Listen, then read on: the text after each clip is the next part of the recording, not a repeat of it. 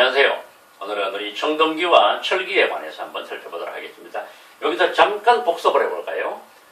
우리 구석기는 언제 시작이었죠? 70만 년 전. 그러면 신석기는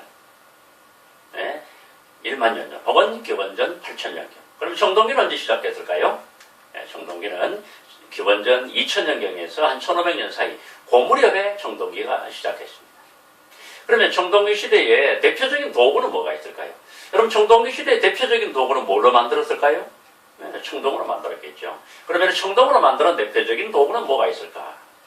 대표적인 도구는 두 가지 있습니다. 비파형 동검과 거친무늬 거울이 있습니다. 이것은 주로 어떤 걸 만들었느냐? 그러니까 청동으로는 주로 이런 비파형 동검이나 거친무늬 거울 같은 걸 볼 때에 의뢰나 무기를 주로 제작했습니다. 무기. 그 다음에 의식용 기구, 이런 것들을 만들었을 것으로 생각이 됩니다. 당연히 청동기 시대에 돌로도 만들었겠죠? 그럼 청동기 시대에 석기는 뭐가 있을까? 이건 우리가 간석기라고 그러죠? 신석기 이어서 계속 간석기인데, 대표적인 것이 바로 반달돌칼입니다. 그럼 반달돌칼은 뭐 하는 데 사용됐죠? 농기구입니다. 그래서 이런 석기들은 주로 농기구라든가 생활도구로 만들어졌습니다. 신석기 시대에 이어서 청동기는 그러면 토기는 만들어졌을까, 만들어졌을까요? 당연히 만들어졌겠죠. 당연히 만들어진 토기가 무슨 토기냐? 바로 민무늬 토기, 미송리식 토기가 됩니다. 민무늬라는 얘기는 무늬가 없다는 얘기죠. 미송리식 토기는 이것은 충청 평안북도 의주 옆에 미송리라는 곳에서 발견된 토기입니다. 이 두 가지가 대표적으로 청동기 시대의 토기가 되겠습니다. 자, 그러면 청동기 시대 사람은 어떻게 살았을까요? 구석기는 동굴에서, 신석기는 움집을 짓고 살았고, 그러면 청동기 시대는 어떻게 살았을까요? 먼저 살아는 위치를 한번 볼까요?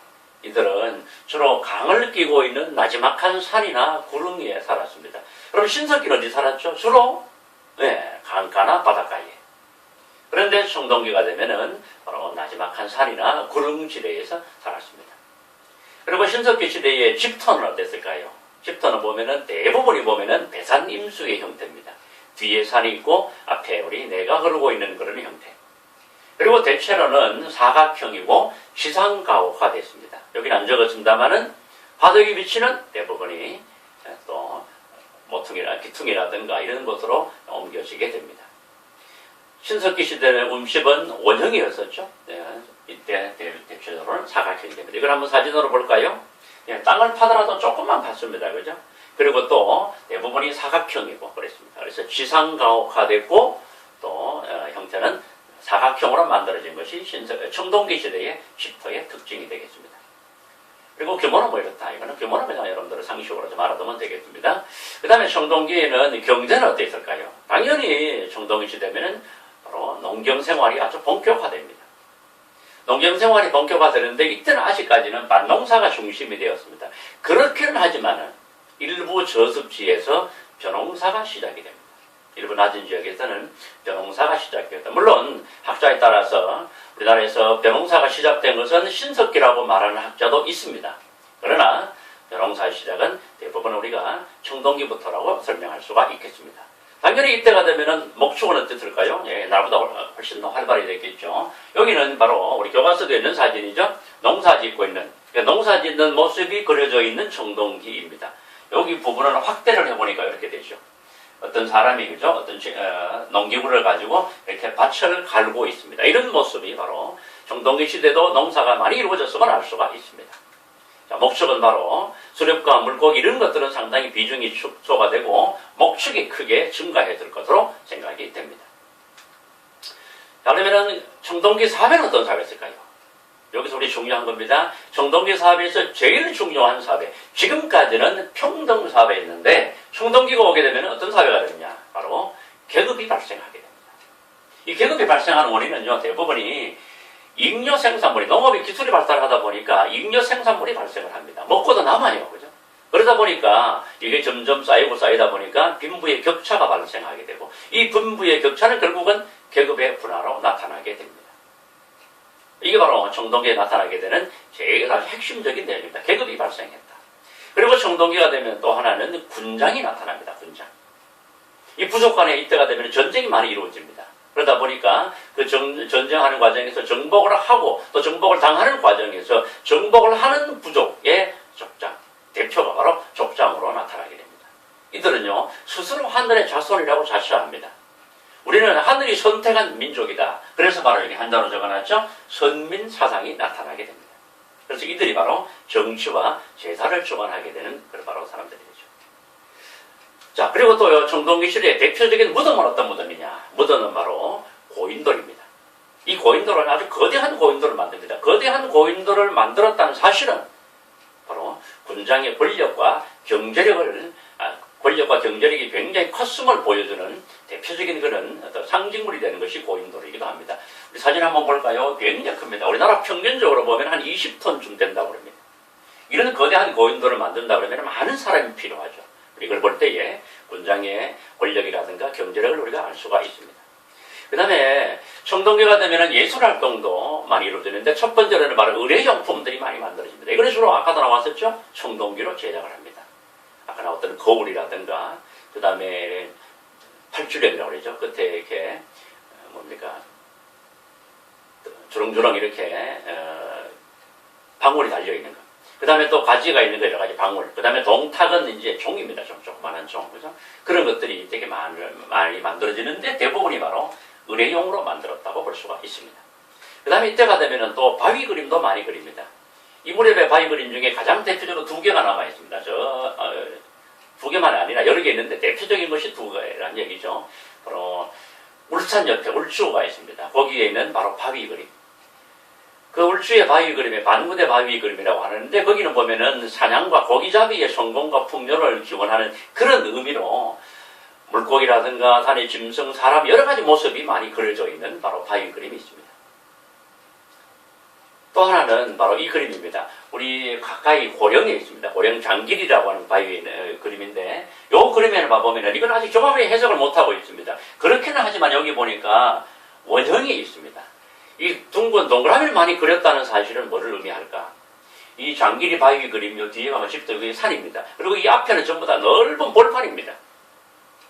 이런 모습에서 이런 바위 그림을 그렸다는 얘기는 아마도 이것은 바로 농사가 잘 되게 하기 위한, 그리고 농사에 제일 필요한 것이 뭐죠? 바로 태양이잖아요. 그죠? 그래서 이렇게 태양을 상징하는 그런 원을 그렸을 것으로 생각이 됩니다.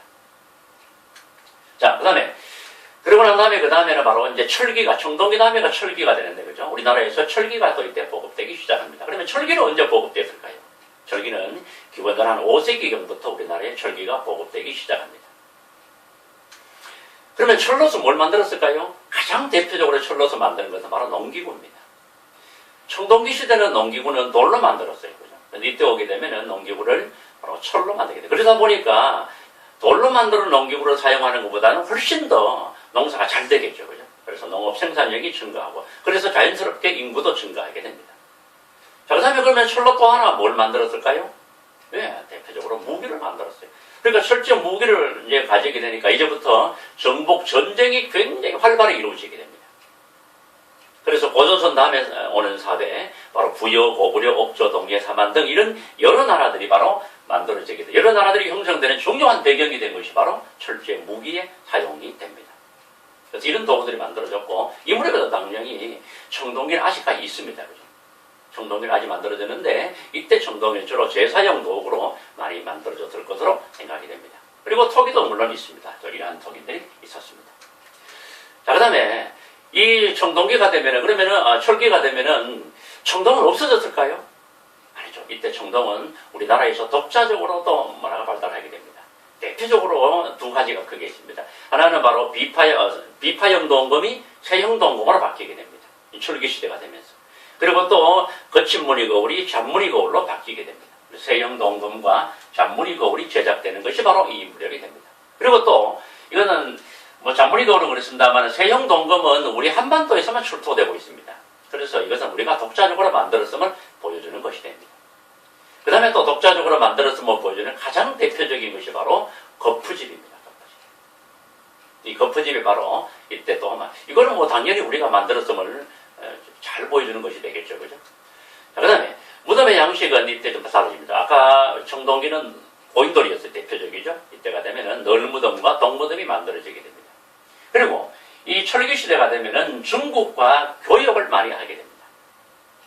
중국과 교역에 했던 흔적이 가장 대표적으로 두 가지가 남아 있습니다. 하나는 뭐냐면 바로 중국의 화폐가 출토됩니다. 중국에서 만드는 화폐가 우리나라에서 출토가 돼요. 대표적으로 명도전 같은 경우는 사진 한번 볼까요? 이런 겁니다. 칼같이 생긴 화폐입니다. 그래서 칼도자로 써가지고 명도전이라고 그러는데 춘추전국 시대에 주로 연나라에서 많이 사용되는 화폐입니다. 이게 우리나라에서 발견이 돼요. 그래서 이걸 보고 바로 철기 시대에 이미 중국과 우리나라가 많은 교류를 했음을 알 수 있습니다. 이거 외에도 이제 발량전이라든가 오수전 같은 화폐도 있죠. 그죠? 그래서 중국과 교류를 많이 했다. 그 다음에 또 하나는 바로 붓입니다. 붓. 여러분, 붓은 많은 데 사용될 거예요. 붓의 용도. 예, 글자로 쓰는 거죠. 그러면 이 무렵에 우리나라가 글자는 어떤 것이었을까요? 당연히 훈민정음은 아직 없었을 거고, 그죠? 가장 그 당시에 바로 글자는 바로 한자일 거예요. 그러면 한자는 어느 나라 글자입니까? 바로 중국의 글자죠. 그래서 이 붓이 출토된 것을 보고 중국의 한자가 우리나라에 전래되었다는 것을 우리가 알 수 있습니다. 자, 철기시대 이런 많은 변화가 있었다는 것을 이해를 하고, 자, 그러면 오늘은 여기까지 하겠습니다. 그리고 다음 시간에는 바로 고조선에 관해서 하겠습니다.